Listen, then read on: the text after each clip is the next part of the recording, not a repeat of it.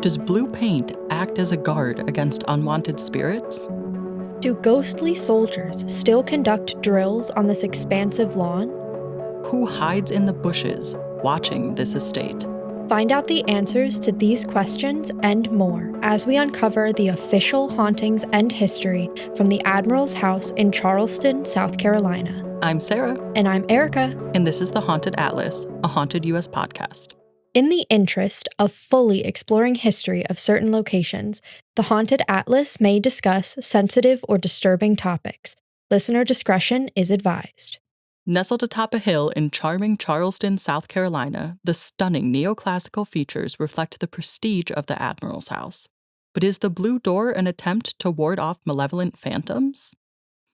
The Admiral's house is a neoclassical style home, and it's actually part of a larger estate located in Charleston. It was built in 1905 for the commander of the Charleston Navy Base, and it is a whopping 7,391 square feet. Man, I love a mansion. I'm excited to talk about this. Yes, it's huge. Even more surprising is it was built with a budget of only $12,000. For 7,000, what is that in today's? Still only about $400,000.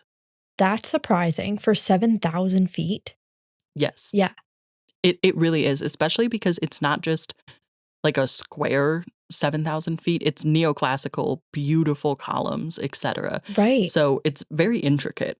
I wonder if because they were making it for like a government official, if that had something to do with maybe, I mean, I don't know, maybe that's just how much houses cost back then because I'm not accounting for like inflation, I guess. But yeah, I wonder if because they were building it for someone in the army, there was like a discount.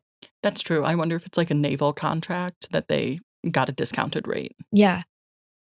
Per Navy base records, it is officially called Quarters A. The commander designed an opulent home which was reflective of his rank, because at that time, a lot of the prestige that you had came from entertaining, hosting people, etc. Oh. Yeah, and it was a part of the larger estate and base. So not only was it important, of course, to him to live nicely, but it kind of set the tone for how people treated him, I think. So that's how like people became socialites then. Exactly. We've talked about that before, I think, of like, it's kind of cool to just have a job where you're a socialite. Right. Absolutely. How do I get that degree? Correct. How do I just host people for a living? That would be great. Step 1, spend $12,000 on a house. Jeez, that'd be great. Right. For 7,000 feet. Yes. Oh, gosh. So inside, there are a steward's quarters, and those would have been used for the staff because he would have had staff. Mm-hmm. To mark the home as the commandant's, a flagpole was erected in 1943, and an anchor from World War I was brought in to mark the driveway, which are kind of cool additions because this is already a beautiful home, again, reflective of the rank of the person that would inhabit it. But then there's these nice little additional touches. Yes, when you say anchor, like ship anchor? Correct, because it's a Navy house. Oh, that's right. That's right. That's really cool. Yeah, I think it's really cool. Yeah. The flagpole is interesting to me that it was only erected in 1943, because why would you not have had that prior? Yeah, I wonder if it wasn't as common back then to have flags outside of the house. I feel like more often now people do that. So maybe we're just used to it and like that wasn't a thing back then. Well, because I don't know if flags were like super mass produced. So it might have taken them some time to get a flag. I mean, I don't know. Or during the World Wars, I could see there being a shortage of fabric, resulting in decreased production of flags. Right. On a factory level, large scale production. Yeah. That makes sense. The flagpole actually remains in the front yard today, but the anchor has been moved. And so we've talked about the home itself is beautiful. There's this anchor, there's the flagpole, but additionally, the location of the home helps indicate that the owner's of high rank because it's physically on top of a hill. So literally, the commander looks down on everybody else. I did not know that geographically they did stuff like that. That's really cool. That like someone would be put on the top of a hill. Yeah, I think it was probably way more important back then. I don't know. I'm sure there's still some people that would consider it important today. Yeah. But I think also when you're in something as structured as the Navy, anything you can do to reinforce roles is likely done. So anything that they could do to contribute to the fact that he's the commander, he's above you, you have to listen to him, it would make sense to me that they would do that. Throughout the home's life, many changes have been made. Because as things progress, you want to continue to modernize the home. Screens were added to the verandas in the early 1930s, and a screened-in porch was added to the back service wing in 1945. So this is nice because we're in the South here. You'd like to spend time outside, but bugs. Yeah. So to have these screens is definitely a nice modernization. Interestingly, many of the screens were removed in 1996.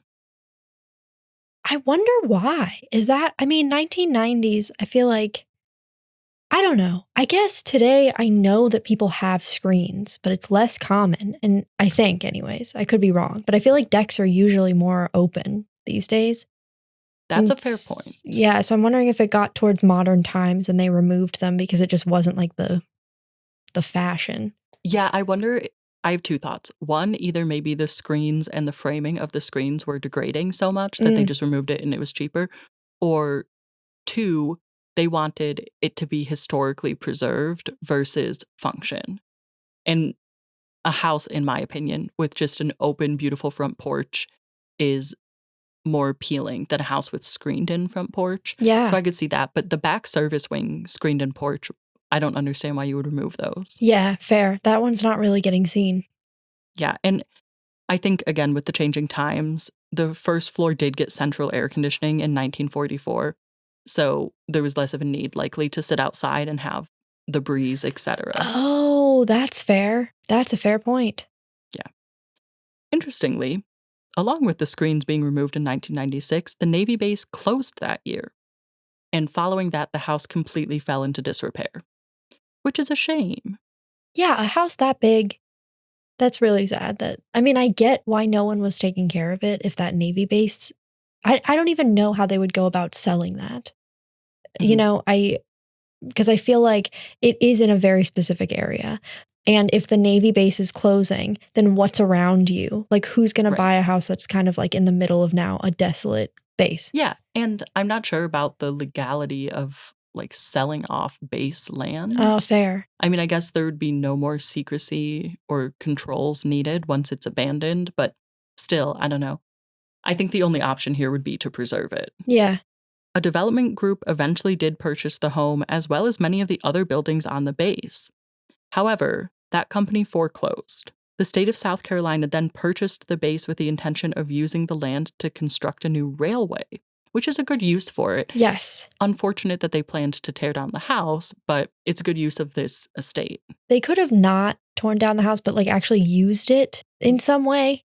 It was a huge building. They could find some use for it if like the railway is going through it. It would be a cool train station. That's what I was saying. That's exactly what I was thinking. Yeah, that would be really cool. Yeah. However, the city of Charleston strongly opposed this new railway. So we have the state of South Carolina that wants to put it in, but the city of Charleston is against it. And they finally reached a settlement as recently as 2012. Oh my gosh. Yeah, so this has been going on for a while. Yeah. And there was a new railway built on the old base, but the Admiral's house and several other historic properties are now owned by the city, and they preserved them, similar to what we were saying, but they didn't use it as a train station, which I think is a missed opportunity. At least it's preserved, though. I was worried that we were going to talk about how it was torn down and then something else was built on it. So kind of cool that it's still the original house. Definitely. In 2019, a complete renovation project started on the house, so we're talking woodwork, moldings, doorways, windows, columns. They were removed, reinstalled, and stabilized, and this helped stabilize the house as a whole, because it did have that period where it wasn't taken care of and it did fall into disrepair, so things like the second floor, for example, were less steady. Yeah. And this is a whole revitalization effort. Currently, the estate is available for weddings and other events, and it does allow overnight stays for these events, which is kind of a cool thing to stay in the house. I would love to get married there. That sounds so fun. Yeah, and beautiful. Yeah. Atop a hill, this Yes. neoclassical house. Yeah. The estate serves as a beautiful backdrop for events, but these events may have some uninvited guests. Local legends say that ghosts of the past still walk the lavish halls.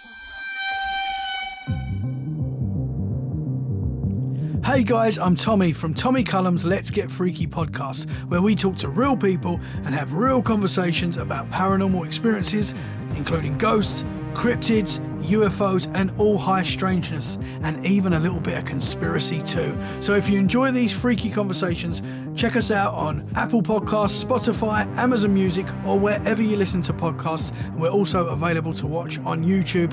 Tommy Cullum's Let's Get Freaky. Although this property may look beautiful, it allegedly has a dark history. And this includes mistreatment of people that were enslaved there. Unsurprisingly, with this history, the most common report of paranormal activity on the property relates to these enslaved people. Allegedly, a ghost of a small girl is often spotted in a clump of trees on the property. Many say that she can only be seen at night under the cover of darkness and was enslaved on the property during her life. So to me, it almost seems like she's hiding in the trees looking into the house or watching it. Yeah. Because she isn't reported as fearful. Okay. What is your take? I was wondering, just by the way that you phrased that, if she didn't pass as a young girl, but actually grew up there and then is now in spirit form as a child. I don't know if that's a thing, but maybe that's why she's not fearful. Like maybe as a child, it was a more pleasant experience for her. And so maybe that's like what she reverted to. Yeah, I mean, I really love how you're always such an optimist on these episodes. I'm like, it is a dark past of mistreatment. You're like, well, maybe this one person was treated correctly. And that could be the case. We don't know. I do get similar vibes to you, though, that maybe she didn't pass as a child. Right. It almost seems like this is an adult that's just choosing to manifest as a young girl spirit. I mean, the other thing is, though, even if she's not presenting as fearful, she is still behind a bunch of trees, like looking in. It's not like she's in the house. So on contrary to my theory, I feel like maybe there is some fear there. And again, even though she's not fearful, like you said, she's hiding in the trees and she only appears under the cover of darkness. Oh. And I think a lot of people think, oh, ghosts only come out at night, which is such a basic take. Yeah. And that's not normally true. The spirits can manifest at any time, a lot of times during the day, especially if they're just going through what their daily activities would have been. So I think that when you consider how she's presenting, she's hiding along the tree line, she's under the cover of darkness, she's kind of watching the house, it leaves a lot up for interpretation. But I think just because people say that she doesn't look fearful in her face, we can't say what her emotion is. Maybe she was waiting for someone out there. Yeah, could be. Maybe they were trying to escape. Maybe. Or maybe she is watching over the house even in her death. Who knows? Also true, yeah. Yeah, there's a lot of possibilities here. There are also reports of shadow figures on the property, and these are said to be figures of naval officers marching. They're primarily seen on the lawn, which makes a lot of sense to me because, again, we talked about not only was the house built to reflect the prestige of the owner, but also to have events there. So there would have been tons of naval happenings there. I wonder why these figures are presenting as shadow figures and not apparitions. And I think something worth noting here is a lot of people have a theory that shadow figures are negative. In my experience, that's not always the case, but I think we could consider that as a reason that they're appearing as shadow figures. What is your thoughts on that? Well, I think one of the core values of like the Army and Navy is like you're not an eye, you're like a team. So maybe the shadow figures are like the spirits presenting as uniform. Honestly, I thought about this for a long time and I did not arrive at that conclusion, but 100% that makes sense. That makes so much sense because they're not just appearing, they're marching in formation. Right. So I think what you're saying makes a ton of sense there. They are just no one. Right, yeah. And also like they're in front of the Admiral's house. Yeah. So I think even more so than when they're on their base, they're probably trying to like be in formation.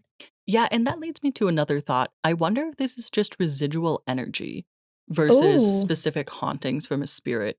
I think we have, this young girl.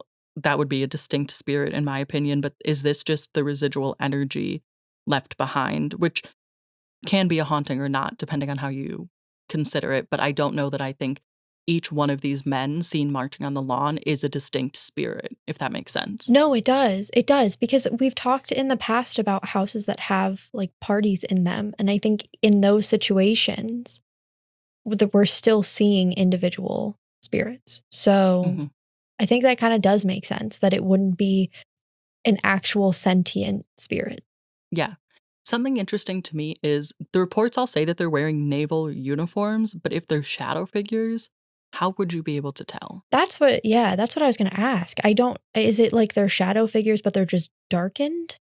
I have no idea. So, yeah, because to me, a shadow figure is just a black figure, like a black Right. shadow. Right. So, that's kinda interesting. I wonder if at different times they present differently. So, like, some people are reporting a shadow figure and some people are reporting an apparition. That could be. That could be. And I was also trying to think of like the structure. Maybe it's just that they appear in a structured Oh, yeah. uniform, or maybe like the shoulder things. I don't know if those are in naval uniforms. But I think it would be interesting if they were apparitions versus shadow figures, because if they were apparitions, we would be able to identify which era they were from, which would be True. really cool. Yeah, that would be. Honestly, I do love the fact that clothing on a spirit can really place them in, like, an exact decade. hmm Especially when it's something as distinct as, a Navy uniform. Yes. And I think that with that, there's a lot more information that could be gathered about this. Maybe there are some distinct spirits in there. Maybe there's someone leading it that you could interact with versus just the masses that are more generalized. That's also true. Like, it could be different positions. Yeah, absolutely. Or maybe there's the spirit of the Admiral there and he's like projecting what he would Oh, see. yeah. Because that's something, and we're not done with the hauntings yet, but given that this is the Admiral's house, to me, I would have expected at least one commander spirit to be there. Yes. But from what I found, there is not. That is interesting. I'm wondering where they are, if anywhere. I'm, like, looking around the room like they're gonna be here. No, but because I feel like this is obviously or assumedly a significant part of your life if you become an admiral, Mhm. a commander. Like, that is a huge feat Yeah, for people. So I think it's really interesting that no commanders have been seen there, or at least, like, from what we have seen in modern times, no one has been, like, spotted one of them yet. correct. Because they might be choosing not to present themselves to us. Right. Or maybe, depending again on people's theories, they are in multiple places at once. Oh, true, So yeah. that could be. One of the interesting paranormal aspects, the most interesting to me for sure, is that the ceilings of the porches here are painted light blue. And this is because there's a local legend that spirits cannot cross water, and the paint may look like water to the spirits. This is specifically called haint blue. And apparently, it came from an enslaved people's belief in the area, and many people started using it to keep the spirits out of their homes. However, there are interesting points about this because there are some claims that this also prevents birds from roosting because it looks blue like the sky. Oh, But I think that it's really interesting if this haint blue is preventing spirits from crossing the threshold of the house as if it were water, because we see the spirits in the yard, not in the house. That could be why we're not seeing any of the commanders in the house. We're not seeing, the young girl in the house. We're not seeing the Navy men in the house. They're all outside. right. However, it would act as a double edged sword then, because if there was a spirit inside the house, it would effectively trap them in the house. So it's still interesting to me that we're not seeing anything there because it would just result in the separation of these spirits, not necessarily a lack of spirits in the house. However, now that I'm saying that, if someone died outside the house, then they wouldn't be able to get in to haunt it. That's true. I don't know if this has any preventative measures of, like, seeing spirits on the opposite side of the water quote unquote water. Oh. But maybe that's also why we don't see any of them. I don't know how many people are going into the house. Yeah, just for the weddings, I would assume, or caretakers. Right, which they might not really be paying attention to the Yeah. paranormal. Understandably so, of Mhm. course, if it's your wedding day, that's what you're gonna focus on. But yeah, I think maybe that's why no one has seen anything inside the house from outside the house. That's a good perspective as well. And I think this concept of the dead or in spirits crossing water is common throughout a few different cultures. We think of the river Styx in Hades and having to sail across the river. So it's not a novel concept. I just never thought of it with paint itself. Yeah, and honestly, I have never heard of the theory before. Like, I feel like living in the northern states, like, we've never heard of this. Right. And again, I think it's very specific to this one culture. Yeah, And it does make me want to paint my house blue. it's a good idea. Why not? Just why not? If you can have additional protections, why not? Right.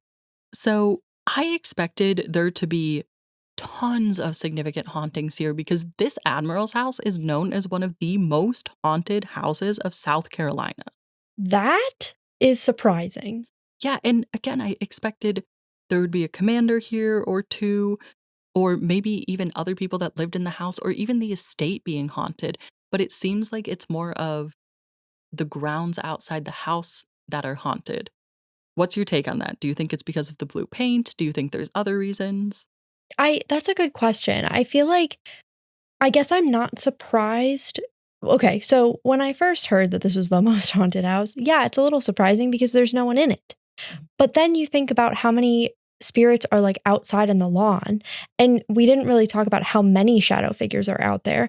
But, you know, if this is an army base, assumedly a lot, if most of them are choosing to spend their afterlife here. And so, yeah, I think it makes sense. I think I almost think that it gives credence to the Haint Blue theory because what if they are just trying to get in? Like, what if they're trying to get into a party or a gathering at the Admiral's house and they're all just like hitting a wall trying to get in? Yeah, oh my gosh, the people that are marching are like, I couldn't rise to the rank of Admiral in my life and I still can't get in, even in death. Right. Sad way to be. Yeah, I think it's a really interesting haunting. I think when you take all of the pieces and put it together, it makes a really beautiful story of how this Haint Blue is keeping the spirits out who might have been emotionally tied to the property, these enslaved people that were there and mistreated, the history of the military there. So I think there are a lot of really cool aspects. Like I said, I would just have loved to see a commander's ghost here. Yes, yeah, that would have been very interesting. And I do wonder how they would have presented. Right. And is it a shadow figure? Further, now that I'm thinking about it, if we have this trapping, for lack of a better term, of the spirits inside the house, I wonder if there are spirits appearing as shadow figures that people aren't seeing because they're only looking at it from the outside. That's Because, true. yeah, I think you could easily miss something like a shadow figure. If you're looking in a window, you could see it go by and think, oh, it's just a trick of the eye. Right. So I think there's a lot of investigation that could be done here because we might not have the full story yet. That would be so cool to try to identify like specifically where in the house a spirit might be. Mhm. Yeah, absolutely. And I mean, you could do it a ton of ways. You could set up like thermometers, etc., try Yeah. to get any activity or any like it try to get any environmental changes even and see if that could lend itself to something. Do you have any final thoughts about the Admiral's house? Just going back to the girl from the beginning, I feel like I didn't say it then, but I really hope she's not fearful. Like, Yeah. like we had discussed a few theories, but I think it's important for me to say, like, I'm really hoping it's one of the more positive ones, of course. Right. Yeah, that is important to say, of course. And everybody listening, go paint your house blue. Yeah. If you have been to the Admiral's house or had your wedding there or attended a wedding there, we would love to hear about your stories. You can email the team at hauntedus.com and include Haunted Atlas episode 26 in the subject, or find us on social media at hauntedus and send us your story. Tune in to our next episode to see where we drop the pin on our adventure across the haunted U.S. This episode of The Haunted Atlas was presented by Sarah Sweeney and Erica Barrett. It was researched by Sarah Sweeney with production assistance by David Sweeney and music by Colleen Johnson. Our executive producer is Brandon Rugsey. Haunted Atlas is a production of Haunted US. Visit hauntedus.com for more information.